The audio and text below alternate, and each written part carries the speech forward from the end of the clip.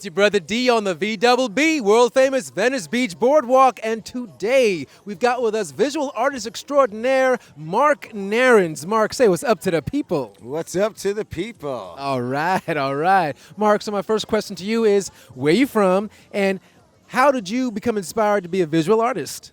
I'm from Chicago, Illinois, and I became inspired to do work because at an early age I was painting and drawing, and the way it affected other humans, it made me realize that this is not something that is mine. It was more of a God-given thing, and so I figured out real quick I need to give it to others as well. You know what I'm saying? Yes, that is beautiful. That is beautiful. A God-given talent that you want, that you knew you had to just share, and that is a mature viewpoint to have as a young artist, brother. I mean, so how young were you when you were thinking this way, man? About 13 or 14, I started doing it like all the time. You know, I couldn't stop doing it. So What did that look like? Was that drawing, sketching, painting? What? it looked like the piece you're looking at right behind me, only in a little sketchbook with pens and pencils, and my style came from there, and I took it to a larger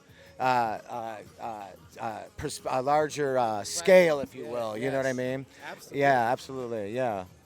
And then what was the next phase for you in your development as an artist? So we came out here about 6 years ago after spending about 20 years in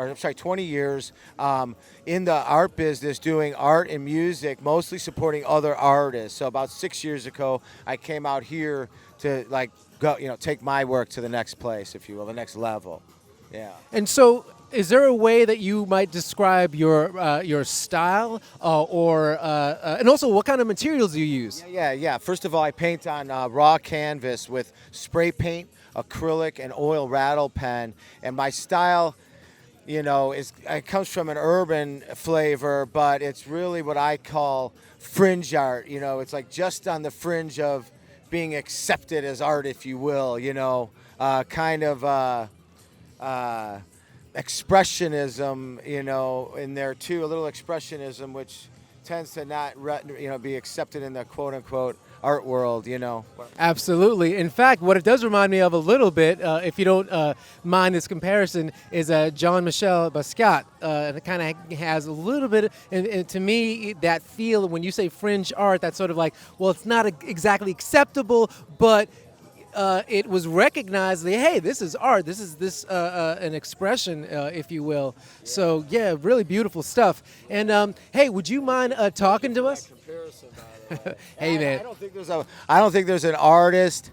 I'm going to be 60 in about 7 days from now, and I don't think there's an artist that's my age that isn't influenced by him. So, I mean, if they say they're not, they're lying.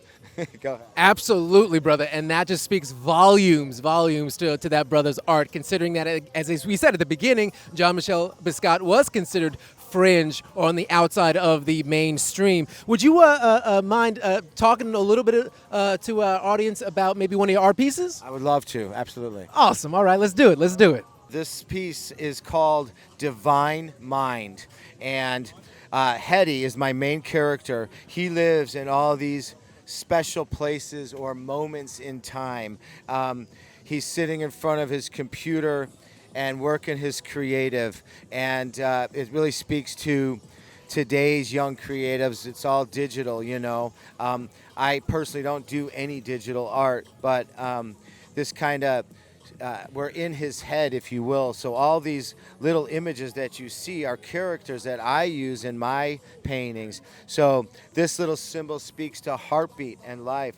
The flying saucers speaks to, the better world. I always refer to that I'm an alien. So, and that this is just my Earth suit that I'm wearing, and that's my spaceship's waiting for me.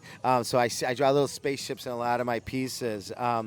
The hummingbirds symbolize life, and then you see the little monsters.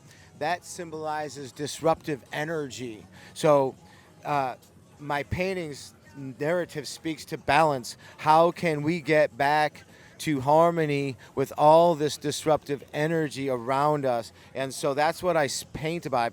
I paint my slant on that, if you will. So that's this piece in a nutshell. It's the last piece I've done, Divine Mind. That is awesome, brother. Thank you. All right, Mark, so my final question to you, brother, is, so what about Venice Beach and the Venice Beach Boardwalk that brings you here to showcase your art? Well, I mean, if you're standing here, you can feel it. There's an energy here. This boardwalk, I don't think there's any place on the planet like it. There's people from all over the world bringing positive energy here. It's like one of the last places I equate it to the Wild West, you know, and we could do what we want. We could express ourselves out here, and we meet everybody out. I mean, and there's so many creatives doing their thing out here. I think that energy flows through the walk itself. So, and once I landed here, I haven't left.